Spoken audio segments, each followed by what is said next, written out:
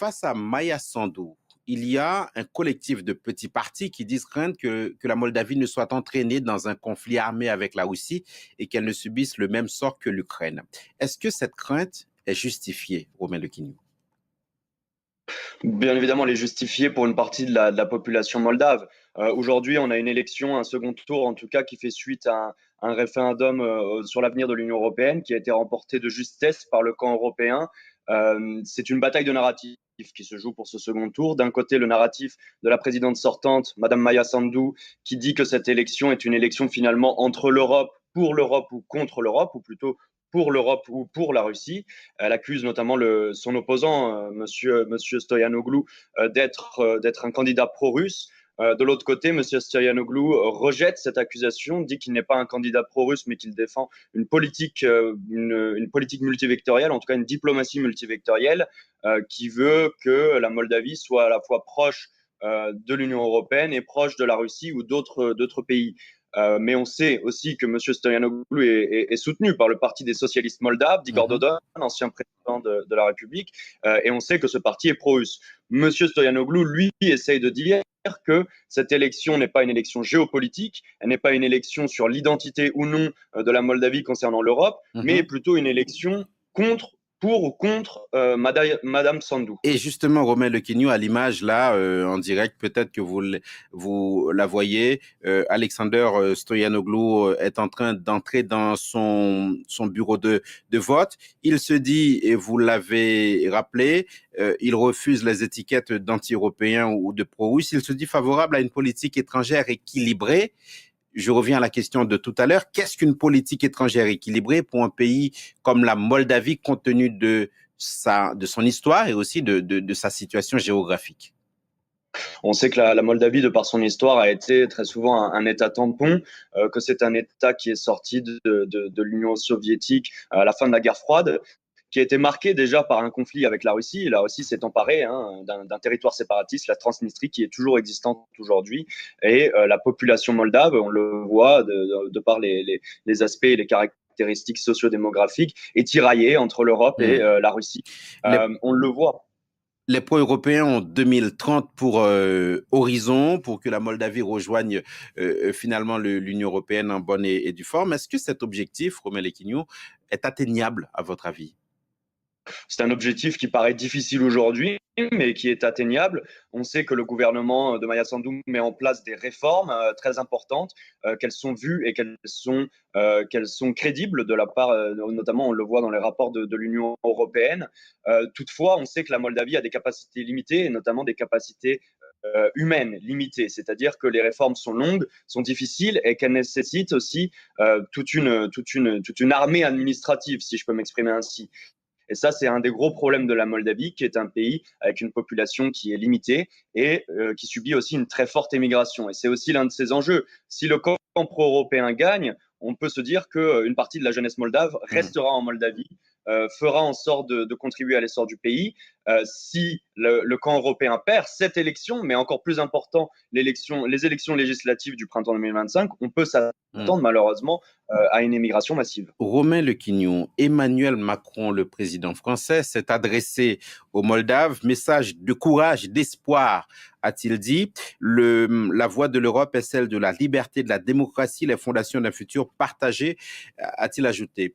Est-ce que la France a une voix qui compte en Europe centrale?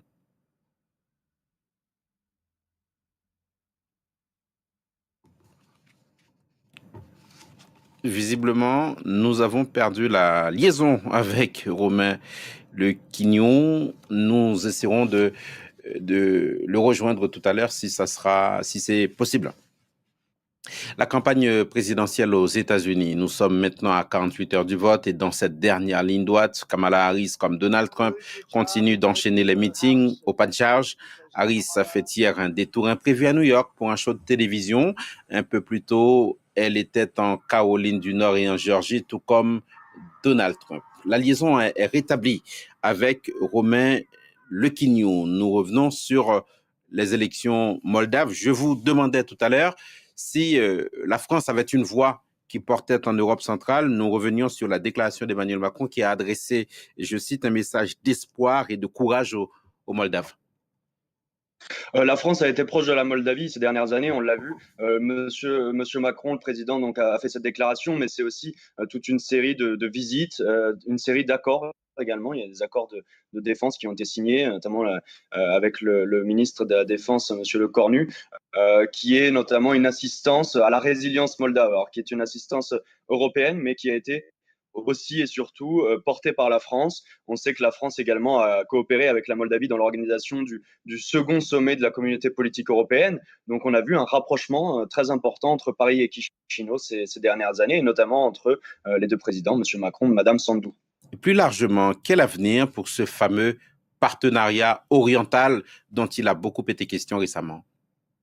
Le partenariat oriental a toujours été une initiative de l'Union européenne qui était à destination de pays dans le voisinage de l'Union européenne, mais qui n'avait pas forcément vocation à être intégrés à l'Union européenne, ou en tout cas à devenir des États membres. On pense notamment à la Moldavie, à l'Ukraine, à la Géorgie.